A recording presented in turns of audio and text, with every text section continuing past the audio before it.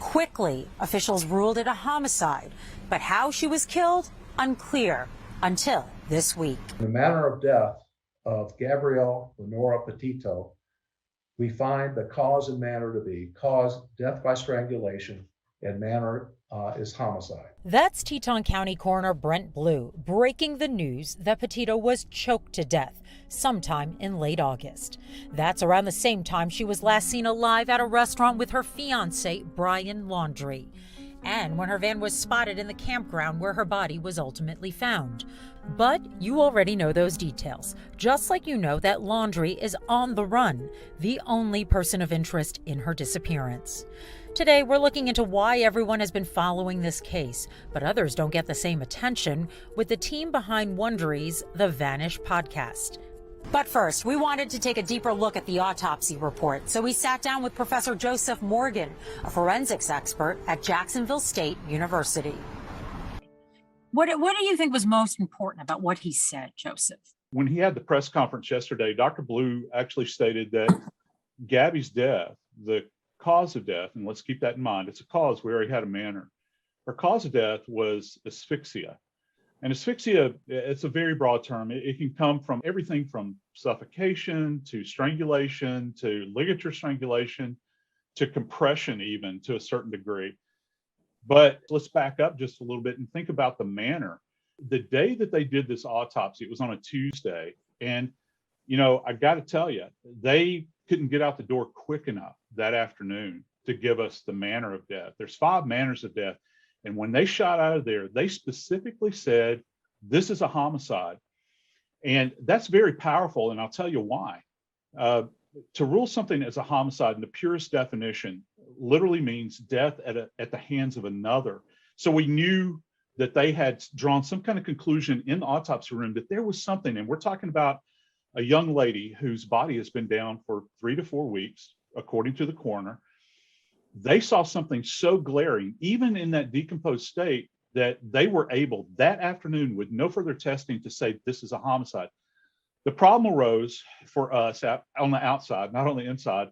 It lacks specificity. And that brings us to the cause that he came to yesterday. And initially, I kind of interpreted it as him being a little bit coy. There were questions that the reporters directed to him. Like I remember one in particular where they said, can you tell us if she had been buried?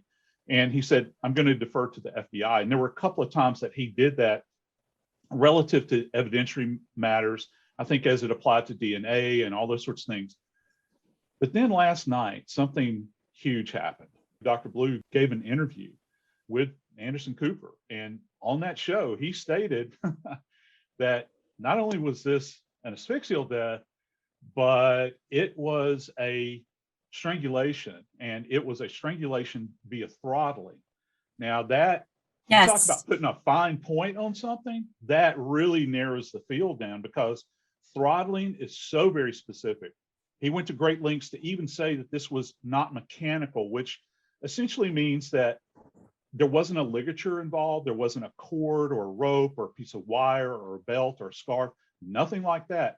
When they say throttling, they're talking about the application of 2 hands on this young woman's throat. And most of the time, in the classic sense, when you're talking about throttling, it can happen either anteriorly, that means from the front, or posteriorly. We think about in movies where some stranger walks up and they choke someone in some classic, but this isn't in the movies. My opinion is this is a face-to-face event. This is very intimate. Anytime you have an asphyxial death, it's one of the most horrific things that can happen, because there's literally less than a foot of clearance between the perpetrator. He would have looked her in the eye, and as he's literally squeezing the life out of her. So the bigger question is, and we don't have an answer to this yet, what exactly did they see specifically? Well, we had foiled a document from the Teton County coroner's office that basically was a letter signed by Dr. Blue that's confirmed that her manner of death was manual strangulation / throttling. So manual strangulation would mean that there was no other instrument involved, right? Is that what you were just saying before? You are absolutely right. And this is how we can kind of delineate. If folks at home will just think about this, if you take like a rope and you apply it to a surface, it's going to leave a specific mark, and it'll have defined margins to it. It won't expand out. With a manual strangulation, people at home need to think about the surface of their hands, like contacting a surface. You're applying pressure over a large area. So I have seen cases, I can't speak to this one particularly, but I have seen cases involving throttling where you'll have widespread and diffuse hemorrhage throughout the musculature. And sometimes you'll see it externally, but let's remember, Gabby's been down for a while, so I don't know if they could see that. But when they were able to do a deep examination of the autopsy, they very well may have seen into the musculature little focal areas of hemorrhage that were broad ranging. And there's something else that comes into play here. It's not just the hemorrhage that we're looking for at autopsy. We have our trachea right in the center of our throat, which is classically, for lack of better terms, where a windpipe passes through. It's cartilaginous. It's kind of like, our septum in our nose. Mm-hmm. That can actually fracture as well. And when you apply pressure to it. So we look for that. And also the infamous hyoid bone. Everybody wants to know about the hyoid, and it's located way, way up. Many times with manual strangulation, you'll see a fracture in the hyoid. And keep in mind, it is rare, I mean, very rare, that this bone, the hyoid, gets fractured when manual strangulation is not involved. You don't see it most of the time in hangings. You don't see it just as like an accidental event. I've seen one that was accidental. It just doesn't happen. Most of the time, it's direct application of pressure on this specific area. So it has to be very high. There's a lot of leverage and a lot of direct pressure that's applied to it.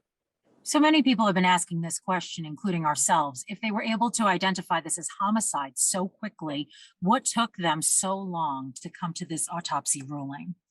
The coroner has been talking to the authorities, and people will say, well, Morgan, obviously he has. Now, what I'm saying is he's communicating with them.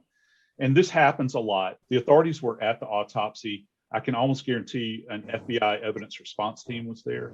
This is, make no mistake about it, this is an FBI case now. They're on the hunt for this guy. The feds are on the hunt. The U.S. Marshals are on the hunt for Mr. Laundrie. They are not going to reveal any further information specific to kind of the causal factors. The feds tend to play things very close to the vest, so they're not going to release a lot of information. I'm surprised that we got what we did, but let me tell you what they did that was kind of cool. One of the statements that Dr. Blue made was the fact that, and this kind of shocked me as well, because people have been kind of casting aspersions because they're so far out and isolated. This man sat there and said, we did a CAT scan, and not just a CAT scan, we did a full body CAT scan. Most coroner's offices might do an x-ray if they have access to an x-ray machine. He did a CAT scan. Why is that so unusual? Oh, it's because it's high-end equipment. Not everybody has this. And what's even more key here is the fact that he stated, when asked, did her body ever leave the facility? It didn't. That means one of two things. Either they brought in a portable CAT scan, which is pretty significant, or do they have one, in-house there? But, the bigger point here is that with X-ray, you take a case now that's being documented in a two-dimensional perspective. Think about anytime you've ever seen a personal X-ray. Folks at home can identify with this. You'll look at it and say, what is this? I can't make heads or tails out of it. Now you go CAT scan, you're talking three-dimensional. Mm-hmm. Now you can appreciate height and depth and thickness and all those sorts of things. And this is a powerful tool at trial. One of the biggest things that happens with autopsy photography, for instance, is that the defense will say, this is too graphic. It's prejudicial. We can't show this to the jury. There's nothing prejudicial about CT scans. It's not gory, but you can appreciate, say, for instance, before you ever do the autopsy, the body's completely intact. You can appreciate the status of the hyoid bone in relation to any hemorrhage that might be there. You're not disrupting the body at all, but it's demonstrative. And that's very, very powerful. So they went to great lengths. He's also submitted trace evidence, according to what he said. There's an entomologist involved, which is a bug doctor. More than likely, I'm suspecting a forensic entomologist. More than likely, if the feds are involved, the FBI, this has gone to the Smithsonian. They deal with the entomologist there. There's also a forensic anthropologist who deals with skeletons. So it's a real full court press that they're putting on. And at the end of the day, I can tell you they are going to have a boatload of evidence that will be tied up in a very neat package. Well, let's talk about this evidence, right? They said they retrieved DNA evidence, Yeah, but it's going to be tricky, right, to use this in court because Brian and Gabby had been in a relationship. right. And we don't really know what the status of the DNA evidence is, because you can't just look at the body with the unaided eyes, we say, and say, okay, there's DNA evidence, I'm going to collect it. They could have taken a sample from her, submit that as DNA to the point of exclusion. Here's what's key, though. You remember what I said about manual strangulation? It's a very personal event. I mean, it is the most intimate of homicides that can occur.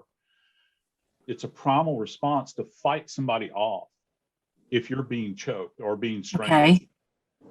My thought is this: they have done nail scrapings and probably nail clippings. And if folks will essentially look down the long axis of their fingernail and you see how curved your fingernails are, essentially when you scratch, that's not just passive DNA. We're not talking about sharing a space with somebody where his DNA gets on her and all that sort of thing. We're talking about curled up skin, tissue, blood that's protected beneath this. And that takes us up to another level. How's the defense explain that away? How can they actually say that, you know, yeah, for good reason, she would have his tissue beneath her fingernails?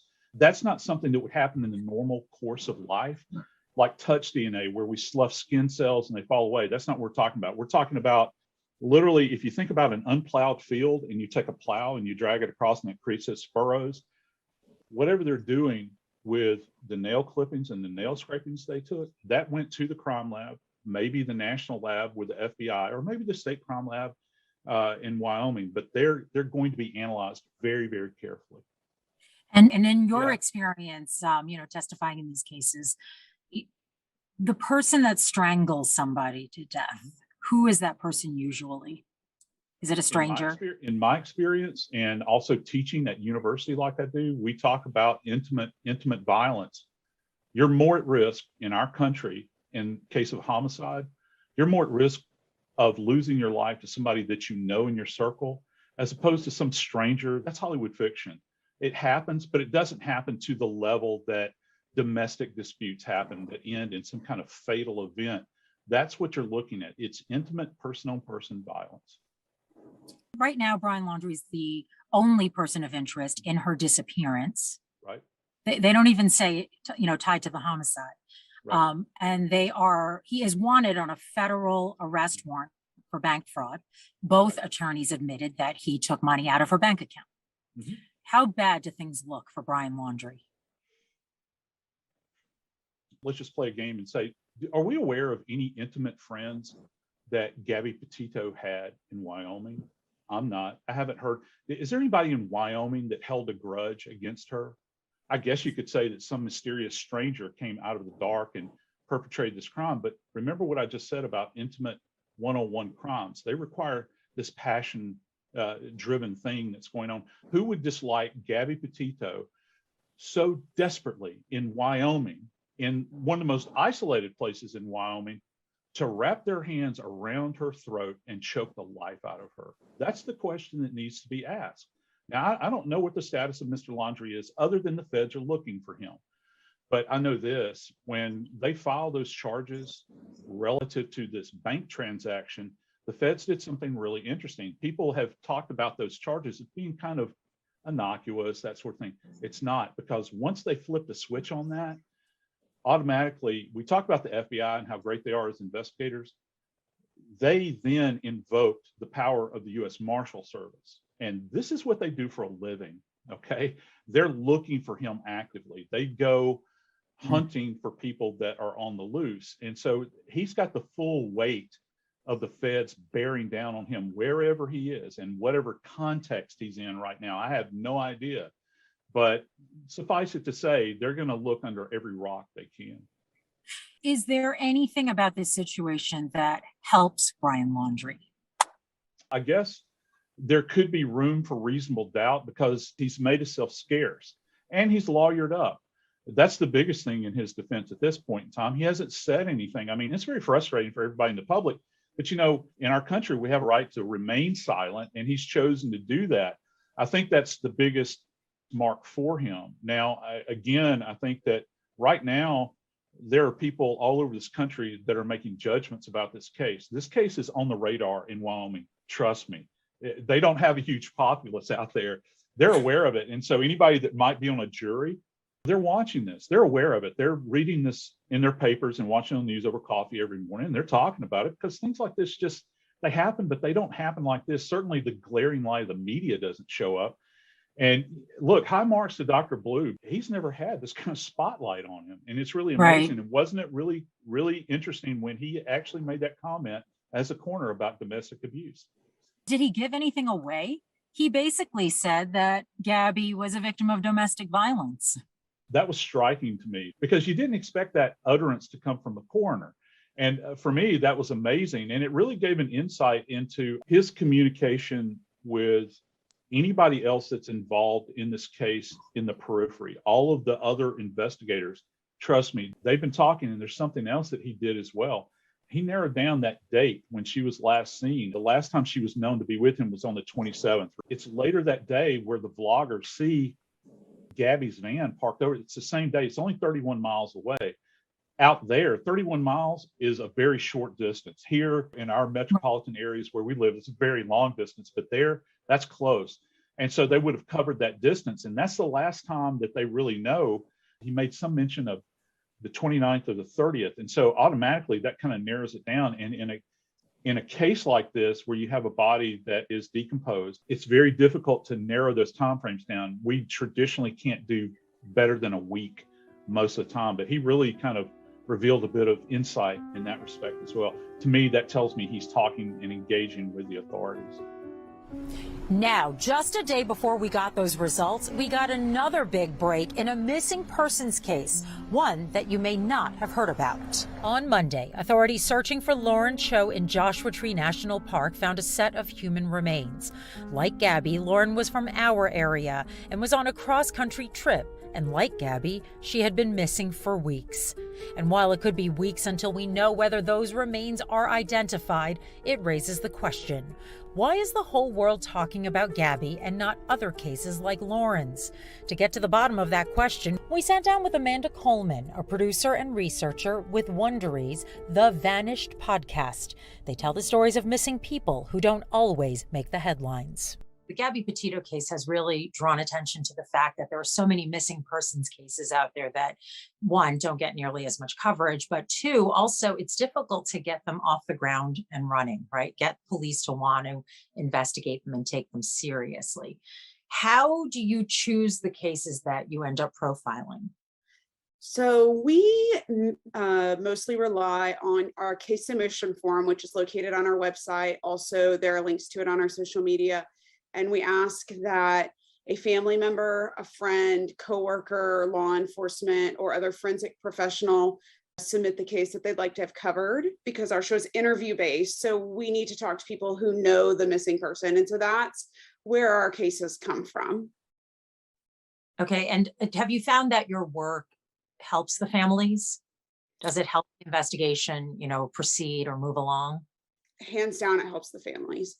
They a lot of times can't get a law enforcement to answer the phone or get local media to cover the case or even get somebody to hang a poster, and to have someone listen to them and let them tell their story and give them a platform is so validating to them. To law enforcement, it's a creative tool.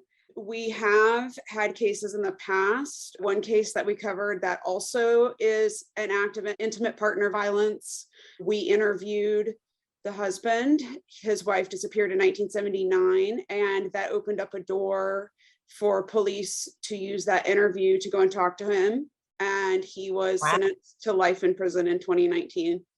Wow. So that led to a conviction as well. Led to a conviction, and she's not ever been recovered. That was a nobody homicide, but the podcast was directly credited with leading them to be able to open that door to talk to him. And I want to say he was late 70s, early 80s when he got a life sentence. So any sentence at that age is a life sentence, of course. Are any cases that you have covered on your podcast that are similar to Gabby's? Absolutely. A couple of names come to mind: Savannah Spurlock, another young woman, Paige Johnson.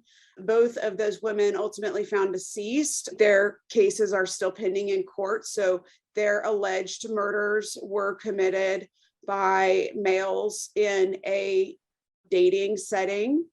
They both are also white women, maybe not from the same means, maybe have different family backstories. But we also have covered many other young women. We covered Akia Eggleston. We covered Luzea Mathis. Both of those were young women of color who were pregnant.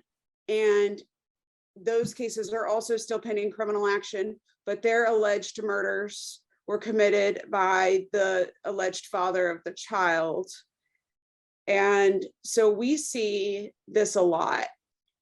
And, one of the questions that has come up with the Gabby Petito case is, why is it that some missing person cases draw so much attention?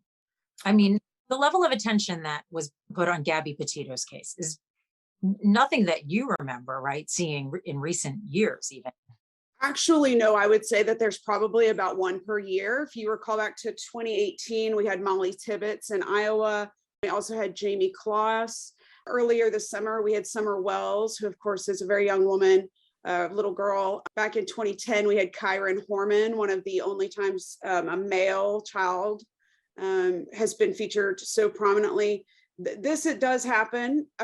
Probably 1 to 2 cases a year get this level of media attention. And why do you think it attracts so much attention?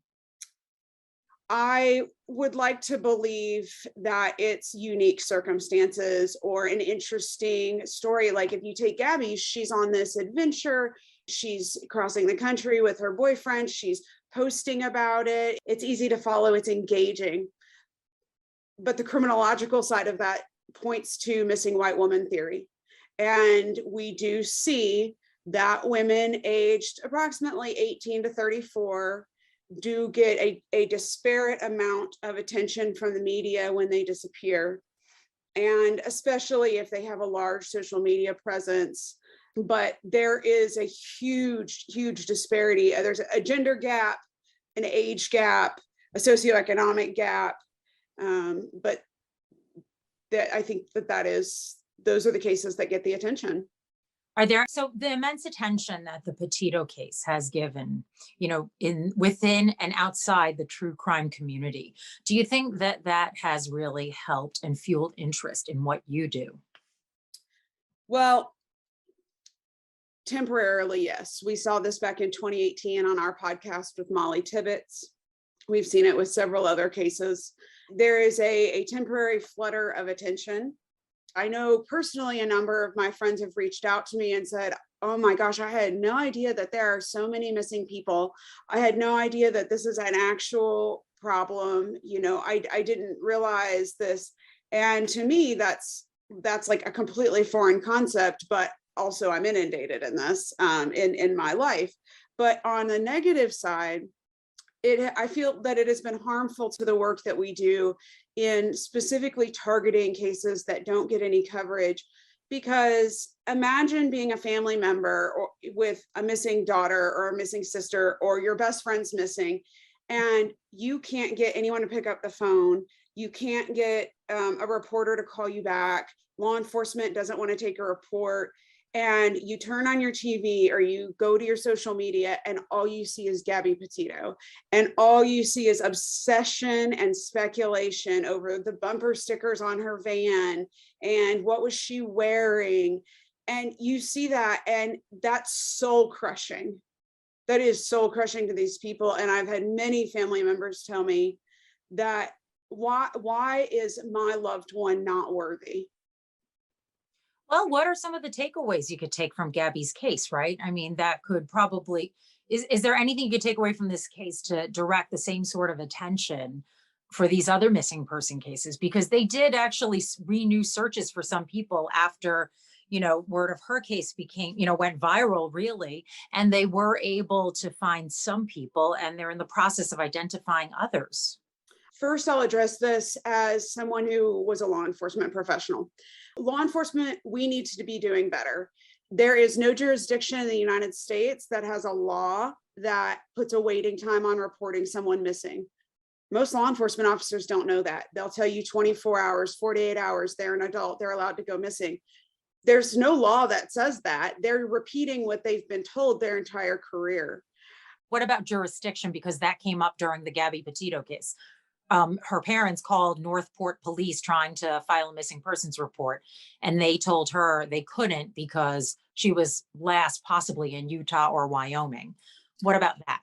So I'm actually dealing with that right now, right here. I live in Dallas, Texas. I'm dealing with a case that we covered recently in Fort Worth, but the woman's remains were found several counties north.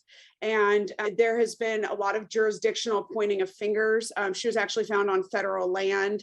And honestly, this is what it comes down to. They can take a report. There's nothing barring them. They could easily call the agency where the person was last seen. The issue is, I think, lack of training. You don't learn about missing persons in the academy. It is a gray area of crime because there's no inherent crime in an adult disappearing. And so in your law enforcement officer brain, you think, well, I don't have any probable cause that a crime occurred, so why would I take a report? That's the law enforcement side of things. And I think the improvement on that is take the report, trust what the family says because they know the missing person. They know what's characteristic of them. And treat it like a crime until you have evidence that no crime occurred. That's a major shift we need to have in this country with missing persons. And I understand that that's a huge resource strain. As far as family goes, know that there's no waiting period. When you call or you go in and they tell you it's 24 hours, be that person. No, there's not. Show me where it says that. I need to file a missing persons report. Trust your gut. If you feel, as I'm familiar with Gabby's case just a little bit, that her parents felt something wasn't right when she stopped checking in, trust your gut. Make that missing persons report as soon as your gut tells you that something is wrong, because the sooner you are able to get that report, the sooner agencies can figure out who's in charge of what and where the person was last seen and who needs to be doing what. Be the squeaky wheel. And Gabby's parents have been great about that. And even in saying, we're so blessed that our daughter got all of this coverage and attention